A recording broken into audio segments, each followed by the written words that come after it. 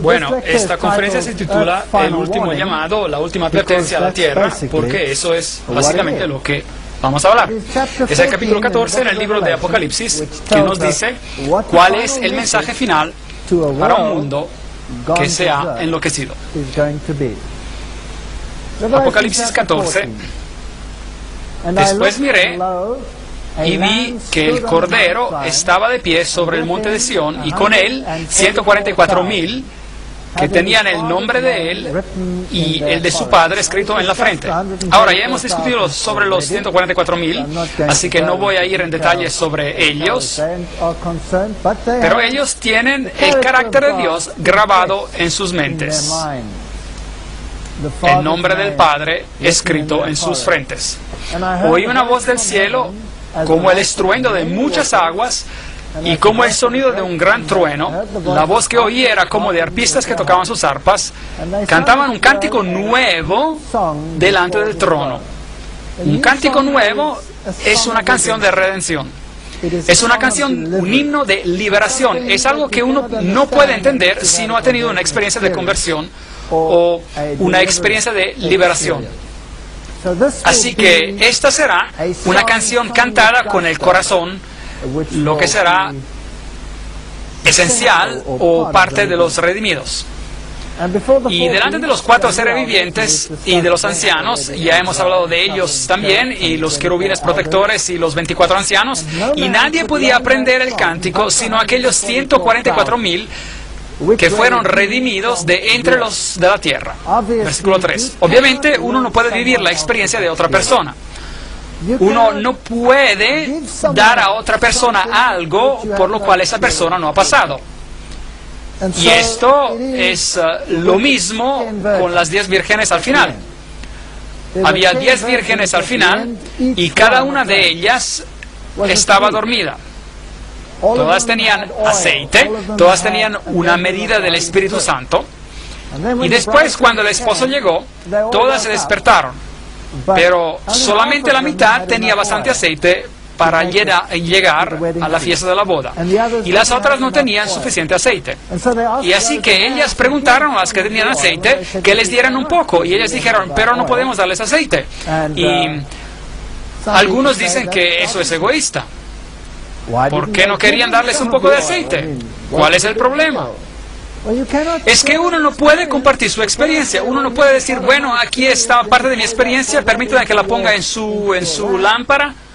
Uno va a tener que haber pasado por la experiencia de manera individual. Uno va a tener que haber tenido la experiencia con Jesucristo de manera individual. Así que toda persona necesita el aceite. Toda persona necesita esta experiencia. Y solo si uno ha tenido esta experiencia puede cantar la canción. Es la única manera para cantar esta canción. Uno necesita la experiencia. Estos son los que no se han contaminado con mujeres. ese texto siempre me hace triste, porque yo tuve un colega que una vez abandonó a su mujer a causa de esta frase en la Biblia. ¿No es increíble cómo la gente puede pensar? Él literalmente abandonó a su esposa a causa de esta frase en la Biblia.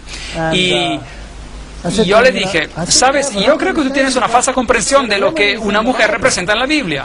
Esto no tiene nada que ver con el contacto físico entre un hombre y una mujer. Esto está hablando de la falsa adoración. Estos son los que no se han contaminado con los sistemas de adoración apóstatas. Pero no, él estaba convencido que el texto quería decir que él no se tenía que contaminar con mujeres de manera literal. Así que yo le pregunté una pregunta más. ¿Tú has estado casado por todos esos años? ¿No es ahora un poco tarde para hacer esto? Si eso es lo que tú crees. Pero de que yo sepa, él aún se queda lejos de su esposa. Pero sea como sea, eso no es lo que el texto quiere decir. Obviamente el texto quiere decir, esos son los que no se han contaminado con iglesias apóstatas, pues son vírgenes. Ellos están con Cristo. Ellos son los que siguen al Cordero por donde quiera que va. Estos fueron redimidos de entre los hombres como primicias para Dios y para el Cordero. Y en sus bocas no fue hallada mentira, pues son sin mancha delante del trono de Dios. ¿Por qué? ¿Porque ellos tienen justicia perfecta, acaso? De hecho, sí la tienen, pero no es de ellos. Le ha sido imputada, dada, es justicia impartida. Así que ninguno de nosotros somos vírgenes en sentido espiritual, ninguno de nosotros somos vírgenes, pero en Jesucristo lo somos. Porque en Él el perdón es tan completo que uno no tiene pecado. Y uno es como si nunca hubiese pecado y de consecuencia es virgen ante sus ojos. ¡Qué bendición maravillosa! Y en sus bocas no fue hallada mentira. Y cuando yo pienso a mí mismo, ¿es eso cierto acerca de mí mismo? Yo tenía la mente como aguas negras por toda mi vida. En sus bocas no fue hallada mentira. ¿Puede Dios simplemente limpiar de esa manera? Si Él lo puede hacer. Si Él lo puede hacer. Pues son sin mancha delante del trono de Dios. Versículo 5. ¿Por qué? Porque Él es un cordero sin mancha. Y Él se presenta por mí. Isaías 48. Oíd esto, casa de Jacob, que os llamáis del nombre de Israel. Israel, los que han luchado con Dios y han ganado. Los que han dicho a Dios, yo no te dejaré ir si no me bendices. No se rindan, aférrense y después por fe acepten que es así. Los que salieron de las aguas de Judá, los que juran en el nombre de Jehová y hacen memoria del Dios de Israel, mas no en verdad ni en justicia. Sin embargo, de la santa ciudad se nombran y confían en el Dios de Israel, cuyo nombre es Jehová de los ejércitos. Versículo 1 y 2. Lo que pasó ya antes, lo dije, de mi boca salió, lo publiqué, lo hice pronto y fue realidad. Versículo 3. Así que hay algunas personas que declaran que ellas pertenecen al Señor, ellas pertenecen al Señor, pero en hecho ellas están confiando en un sistema en vez de confiar en el Señor. Y no hay ningún valor en confiar en un sistema, ningún valor en absoluto. Un sistema no puede salvar a uno, una iglesia no puede salvar a uno. Eso no significa que una iglesia no puede ser una hermandad del pueblo de Dios,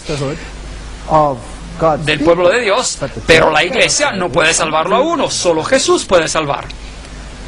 Así que es en Él en que tienes que poner confianza, en Él que declara lo pasado desde el comienzo y que dice, de mi boca salió, lo publiqué, lo hice pronto y fue realidad.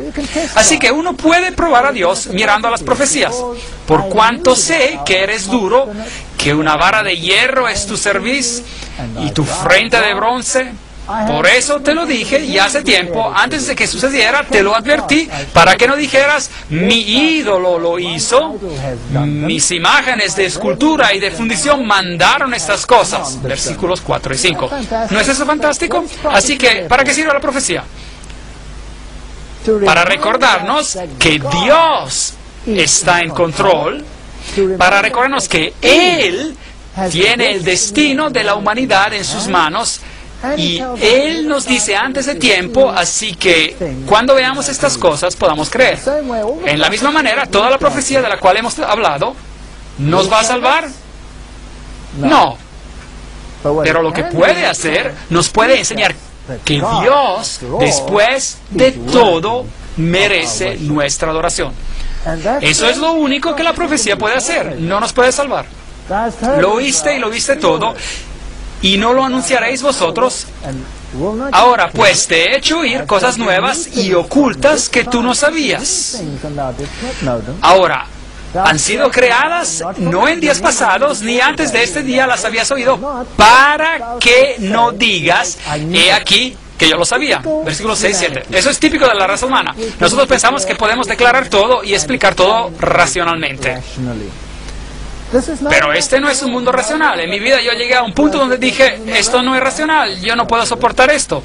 Tiene que haber algo más. Y después encontrar que Dios ha predicho todos los eventos de la historia antes de tiempo para que yo pudiera creer que Él existe. Increíble, eso es verdaderamente algo increíble.